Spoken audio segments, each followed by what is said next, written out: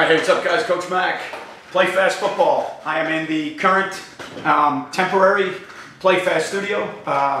Classroom got moved. Our school has larger enrollment this year. I had to make my health classroom a biology classroom, and now I've got to roam into some different classrooms. Second semester, I'm not in health until second semester, but I am now, this is our equipment room.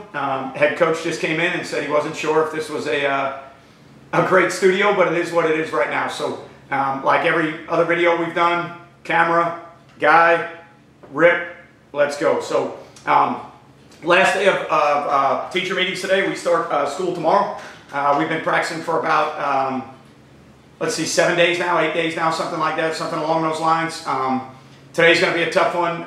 The wet bulb, heat index, actual feel-like temperature is going to get up pretty high where we are, so may not get outside at all. If we do get outside, you know, it's going to be very limited, no pads, a lot of walkthrough stuff, so something that you deal with in our part of the country and other parts of the country go through it. So we have a trainer, we have a wet bulb, awesome system. We know when we can go out, we know what we can do padded, we know how long we can do it. So last day of teacher meetings, kids come back, freshmen come back on campus tomorrow, so we are right back in that mode.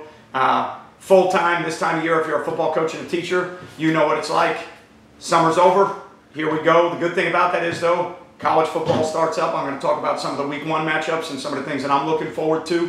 I think we're going to take, myself and my head coach, Coach Krause, are going to take one of those matchups, and we're going to do a podcast where we, the two-man vice, two guys that both have a vice that happens to be football. That's our addiction, that's our sickness. We're going to break down one of those games, offensively, defensively, schematically, what we like, what we're looking at. So I'm going to go through some games week 1, and you know, that's where we're at right now. We're back in football season, right? We're back right where we want to be. The NFL started back up. Colleges started back up. August 26th is the first college games. We had a kickoff classic on August 18th, first regular season game on August 25th. So we're 2 weeks away. Great time of year if you do this for a living. Obviously, you know that this is what happens every time at the beginning of the school year. So last teacher day today, I've got about 45 minutes before I got to get ready for practice. So I figured I would fire off a podcast video, talk about what's going on, what we want to do, what I'm looking at. We are 22 subscribers away from 25,000. So if there's anybody out there that's not a subscriber, if you can click that subscribe button. I think 25,000 for what I do and what we do on this channel is a pretty big number. I know that in the grand scheme of things on YouTube, 25,000 is minuscule, but I think you got to look at the demographic and the market and what you're trying to do. You know, a guy on a whiteboard doing X's and O videos, I think 25,000 is a pretty good number, and I would put that number up there with anybody else across the country that's doing YouTube stuff. I think, you know, a lot of the other football guys kind of branched away from YouTube and started doing more Twitter, social media, websites, and things like that because there might be more value in it for them. You know, I think some other guys took their YouTube platforms and kind of morphed it into different directions, you know, where maybe they were doing some other stuff on the channel to incorporate more viewers. But, you know, when you keep the channel basically football, X's and O's, whiteboard, no edits, nothing professionally edited, I think 25,000 is a pretty good number. Another landmark for us. We are 22 subscribers away from that. So about 200,000 views away from 4 million. Again, another really good number and accomplishment when you look at my demographic. 19 to 54, male, probably football coaches or people that are heavily involved in football. Nothing I do in this channel talks about college or NFL football in general. I know on this podcast I'm going to talk about some matchups, but I don't talk about the draft. I don't talk about college recruiting. I don't talk about certain teams in college or certain teams in the NFL. So, you know, when you look at 10 years of doing whiteboard videos on a whiteboard with a marker, talking about schemes, and not really deviating from that platform, I think 4 million views is a really big deal. Now, you know, I watched the YouTube video yesterday, and sadly enough, I figured out that I actually had membership turned on my channel, and I had no idea how to use it, and I actually had a couple people that were members. And when I watched that video yesterday, I realized it and found out, went back to my analytics, found out who those members were, did a shout-out video yesterday for those guys. I had no idea. I know at some point I probably turned membership on. I had no idea how it worked, had no idea what was it about. I don't do separate videos for members. I don't do early release videos for members. I may start doing that now. Also learned that, you know, super thanks, stickers, all those things that go on in the chat. I had no idea those things were going on. I know one time about a year ago, I saw something pop up on a chat that was a different color, and it had like a price, $9.99 or something on it. Well, I went back and found out that there was a guy, Cold Draw, 2 years ago, gave $49.99 to the channel. I had no idea, because when I receive a check from Google, I never see the breakdown. I don't even look at the breakdown. I just look at how much is coming in each week. I know when I do more videos, it's more money, but I never really got to the analytics side. So now that I'm trying to grow this channel and continue to provide better content, I finally realized that there were some things out there that people were doing and I had no idea. So I put a shout out video out there yesterday. I did a short video thanking all the people that have contributed. And you know, I've always done it. It's me doing videos trying to help people. I respond to comments. I do YouTube Live and I answer questions and I respond to comments. Never even really, now obviously I've turned those things on at some point. When that was, membership, super thanks, whatever those stickers, whatever those things are, at some point I had to turn those things on. I'm the only one that touches my YouTube channel. I have no idea how they work. Embarrassing, sure. Disgraceful, possibly. But I finally figured out after watching this video about revenue streams and how to add revenue to your channel, and I was like, well, I got to thank some of these people. These are people that have been out there for 2 years that have contributed. I had no idea. But now I'm starting to get a little bit more comfortable with analytics and how to break those things down and how to look at those things. You know, so 4 million views for me is a pretty big number. And, you know, again, YouTube, it's minuscule. I get it. But my demographic, what I do, my niche, you know, my business model, I think 4 million, excuse me, I think 4 million is a pretty big deal. So pushing 25,000 subscribers. We're going to do YouTube Live tonight. If any of you are out there, 8:30 tonight.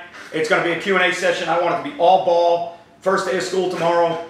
You know, I want tonight to be all scheme, all ball, practice organization. Did a defensive organization drill the other day. I'm going to try and do an offensive one because some guys have been asking me about practice plans, organization, stuff like that. So tonight's live, I want to be 100% ball. Nothing about, unless you ask me what we're doing, nothing about Coach Mac, nothing about play fast football, just all ball questions, schemes, practices, whatever it is. Let's make tonight, you know, one last, before the school year starts. Now I'm going to continue to do live streams and YouTube Live. I want to reach out, connect with the audience. I want to see how everybody's season's going. So we're going to continue to do that. It's not going away. But I would like tonight's last one to be all ball. Let's just talk football schemes, offense, defense, special teams, whatever it may be. Let's just have one night where it's all football orientated. So if you're around for YouTube Live tonight, hop on there. If somebody does give one of those thanks or stickers, I'll make sure that I recognize it tonight. If you pin something to the chat or you contribute to the channel. Embarrassing to say that I had no idea how that stuff worked, but never really looked into it. Probably should as somebody who does YouTube, but again, my deal was do a video, try and help people with football, reach out, comments. If somebody asks me comments, try and answer questions. That's what my deal was. I never really got into the inner workings of YouTube. You know, it's kind of a rabbit hole you can go down when you start looking at thumbnails and titles and all these different things that generate clicks and views. And, you know, I just thought if it's me or the Play Fast logo or if it's my face or a thumbnail and I put how to play quarters defense, I thought that would generate interest. But there's a lot of other algorithms behind it that you need to look into. Don't think I'm going to go that route. I'm never going to put a picture of Nick Saban up there and put a comment up there that has nothing to do with the video to get people to watch it. That's not what I do. That's not who we are. So YouTube Live tonight, pushing 25,000 subscribers, pushing 4 million views. You know, recently a lot of views have come from some of the short videos I do that I know that involve golf and working at the golf course and being a scratch golfer and trying to possibly qualify for the senior U.S. Open next year. And that's why I'm going to create a separate golf channel. So when football's over, I'm going to create a separate golf channel. That demographic is way bigger. I think those numbers can get a lot bigger than 25,000 and 4 million because there's people that are out there doing it.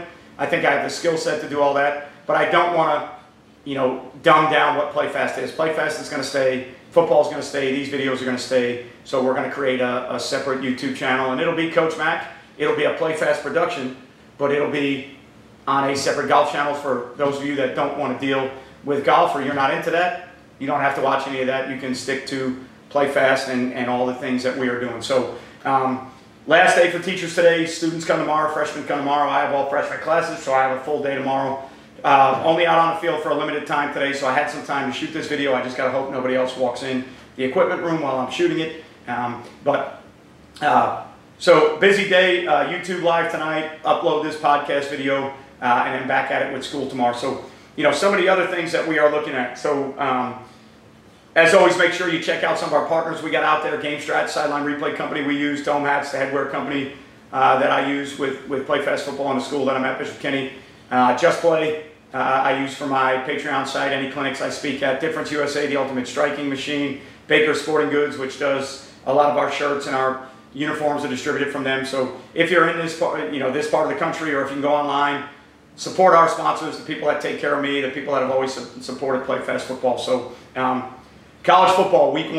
Want to get into that. Want to talk about some of the things that I'm looking at. August 26th, Navy Notre Dame. How can you not look at Navy Notre Dame? Notre Dame currently number 9 in the country, preseason rankings, whatever they mean. One of the longest continuous rivalry games, if you want to consider it a rivalry, that had gone on from 1927 to 2019. COVID kind of put an end to that, but they're back playing again. Interesting thing to me, as an opening game, I think that's great for teams that are playing option football teams, because now you can treat it a little bit differently.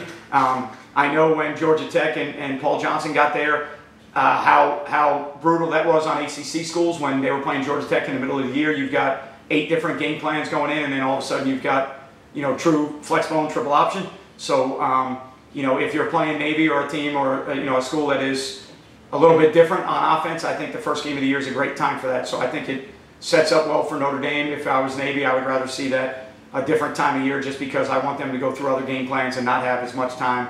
But if you're playing option teams, you probably have at least 1 to 2 periods a day where you work strictly on option football, because that's the only way you're going to defend it. So August 31st, Nebraska, Minnesota. I think that's a pretty cool game. Matt Rule, first game at Nebraska, actually did a full day of fullback only camp, trying to bring that style of football back. Obviously, some of the things that he was doing at Temple, and then a little bit of Baylor, NFL. So I think that's interesting. Minnesota going through some issues right now. So I think that'll make that an interesting game.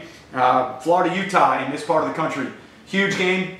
Florida won the game last year, 29-26. Utah brings back a quarterback, Cam Rising, great player. Utah just moved to the Pac-12, from the Pac-12 to the Big 12. So, a lot of controversy and all the conference stuff that's going on. But, Florida, Utah will go at it again.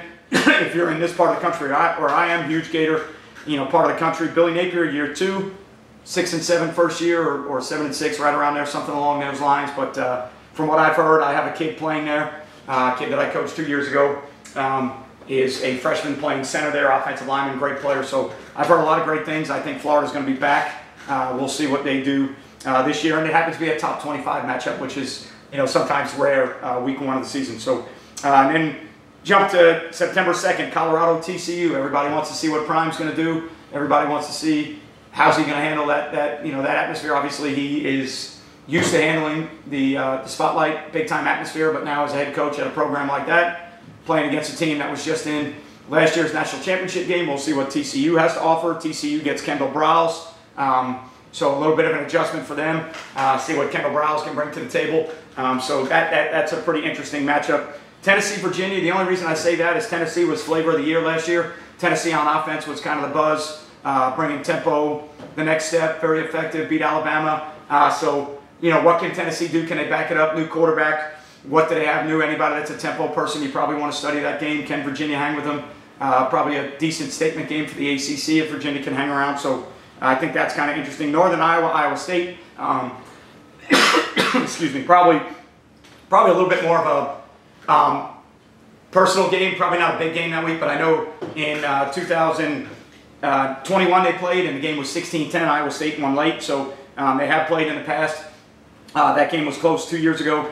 I always look at Iowa State because we're a 3-high team. I'm a 3-high coach right now. That's what we do. That's what we base out of. So I'm always looking, to what I think was, I know versions of 3-high have probably been out there for years, but, at the forefront of it to me was always Iowa State. So I'm always interested in seeing what they're doing. What are they doing different? What changes are they making?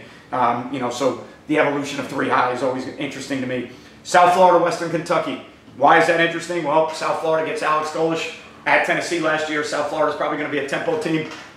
Listen to him speak at the Nike Clinic, so see what they can do at USF. Western Kentucky always puts up ungodly offensive numbers, so I think that's an interesting game, to look at with the offensive showcase that those two teams might be able to put on. Tempo deal at USF. How can they do the things that Alex Golich wants to do? What are they doing? Maybe putting wrinkles on what some of the things they did at Tennessee and the other places he's been. So I think that one is fairly interesting.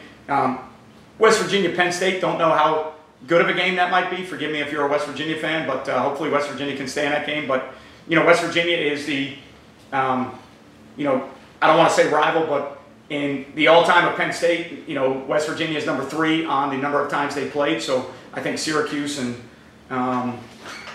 I forget who the other school was, but Syracuse is 1 or 2, and somebody else is in the top. And then West Virginia haven't played that game though since 1992. So that game hasn't been played in almost 30 years. But that game used to be played all the time, and West Virginia is the 3rd, highest number of times played opponent for Penn State behind Syracuse, and somebody will fill me in and put it in the comments. I forget who the other team was, but hopefully that's a good game. Hopefully West Virginia can stay around. I'm not really a big fan of either team. Neither team bothers me, but schematically when Joe Moorhead was there, I thought it was great on offense. West Virginia, when they were 3-3 stack, was interesting. Throughout the years, West Virginia on offense has always been interesting, but I just think that's a game that used to be pretty big, played all the time, hadn't been played in 30 years. If you're in that neck of the woods, northeast kind of area or West Virginia, that's always been a big game. So that should be interesting. UNC, South Carolina, Beamer ball, all right? Shane Beamer, what can he do? He got it rolling again at South Carolina, got it going pretty good. North Carolina, Phil Longo's gone, see what they do on offense. Been doing a lot of great things on offense. We'll see where that program's at. So again, SEC, ACC, good matchup for both conferences. I know that first week or early on when those teams are playing, you're always going to get a running count of how many games each conference won. So, I think that matchup could be fairly interesting. And again, Phil Longo going to Wisconsin, new offense coordinator at UNC. UNC's been really good on offense. Beamer's got a lot of great things going at South Carolina. So I think that one could be interesting. Incarnate Word, UTEP. Most people would probably think, why are you choosing that game? Incarnate Word last couple of years on offense, just absolutely off the chart, ridiculous numbers. That coach, offensive coordinator, went to Texas State, I believe. So Incarnate Word gets a new offensive coordinator, see if they can keep that up. What they did on offense the last couple of years is just absolutely ridiculous. So they've drawn a ton of attention to their program just from what they've done offensively. So it'll be interesting to see if they can keep that up. LSU, Florida State, probably the biggest matchup. Another top 25 matchup, number 4 and number 14, if that means anything in preseason rankings. I think FSU is back. I've listened to Coach Norvell speak at clinics. They're excited about where they are. I think they feel like they're almost all the way back. Maybe some rumors out there about FSU and Clemson going to the SEC. Who knows? But I think, again, if they could do it back-to-back, big for the ACC right now, big for Florida State. If they could pull off another win against LSU, is it year 2 or year 3 for Brian Kelly now, I guess, at LSU? And obviously there's going to be a lot of revenge in this game. LSU starts the year ranked number 4. Probably the biggest game on the schedule, week 1 in those games. But should be interesting to what I would think are still, maybe not the blue blood programs you think of at the forefront nowadays, but if you're 51 years old or about to be 51 years old like I am, LSU and Florida State are always going to be blue bloods to you. So interested to see that matchup. Like I said, myself and Coach Krause, if we can get time between our schedule, his schedule as a dean, head football coach, I'm the defense coordinator, PE teacher, and then if we can not pull each other's hair out in practice on offense and defense, we want to sit down and start a podcast type video where we talk about matchups, we talk about what we're looking at, offensive side, defensive side, what makes it intriguing. Might be a big game matchup, it could be something from out of nowhere, because sometimes the schemes that we're running or we're trying to play might fall under the category of people running them at smaller schools, right? Everybody's got their niche, so if you want to watch certain things, you may not see it at the bigger level, so you've got to kind of find it other places. So it could be a 1AA game, it could be a group of 5 game, it could be a big time game, I don't know. We want to sit down and kind of discuss that, and for us it's kind of an escape from reality in a way. We get to talk about football, but it's not the everyday worries about what we're doing, our football program. That's always going to be there, that's not going anywhere. Just something we can do, more content I can provide, but something we can do to kind of change it up a little bit, right? So like I said, play fast football, Coach Mack, whiteboard, X and O, schemes, practice plans, whatever it is, that's not going anywhere. There may be some wrinkles, but we never got away from that. We're never going to get away from that. When we do the YouTube channel, For golf, it's going to be a separate channel. So, you know, again, Play Fast Production, Coach Mac, if you want to look at it as Coach Mac, the character, Coach Mac, the Play Fast guy, whatever it is, that'll become the golf guy in that world too. That's not changing. But just some different things to spice things up. Some other things I was looking at, I know some people have asked me, you know, maybe we can put together, and maybe this is something we could do for membership or for separate, you know, for people, something that we can do to, you know, make the channel bigger. Maybe we can put together some drill video work, right? I've never sold a playbook. I've never put a playbook online anywhere. I've never offered a playbook.